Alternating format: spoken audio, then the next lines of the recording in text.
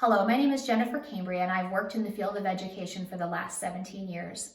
I've taught kindergarten, first grade, fifth grade. I've worked as a language learner strategist, and most recently, I'm the proud teacher of 18 amazing third grade learners in Springfield, Missouri. I've worked in a variety of settings, schools with affluent high achievers and schools of great need. These diverse experiences have helped to make me the teacher I am today. My faith in Jesus Christ and the values that I hold have great influence in the manner in which I conduct myself professionally and with my students on a daily basis. When I evaluate the dispositions of educators, several ring true for me. The first quality that I possess as a successful educator is that I hold high expectations for all of my students. Over the past 17 years, I've had the privilege of working with children with autism, students with learning disabilities, students that are gifted, and English language learners.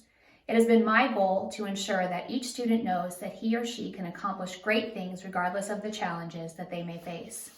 I use differentiated instruction to ensure that each student's individual learning needs are met and each student is able to experience success. Another quality that I possess as an educator is professional conduct.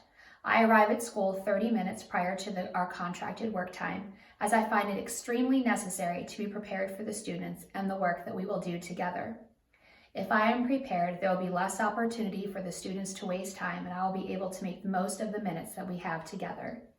One of the things that I have learned through my many teaching experiences is that building relationships with my students and their families is my number one goal.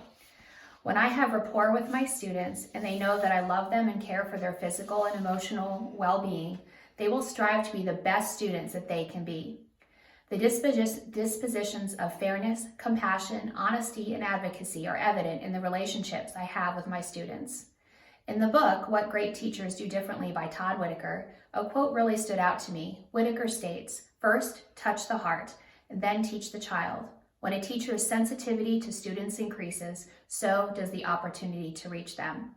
There's no telling what great heights my students will achieve when they know that I am in their corner."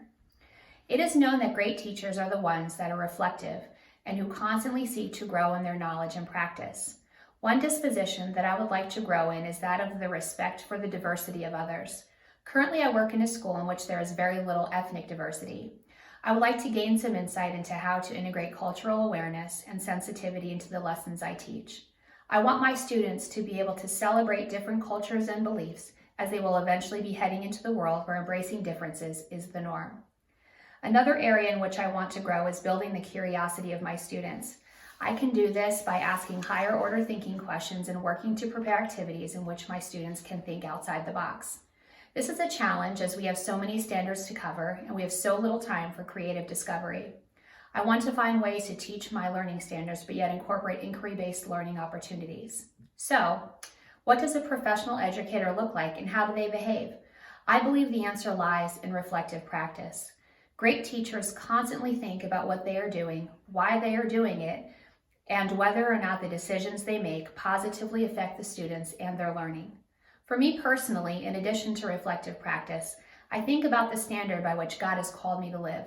Colossians 3:17 states, "And whatever you do, whether in word or deed, do it all in the name of the Lord Jesus, giving thanks to God and the Father through him."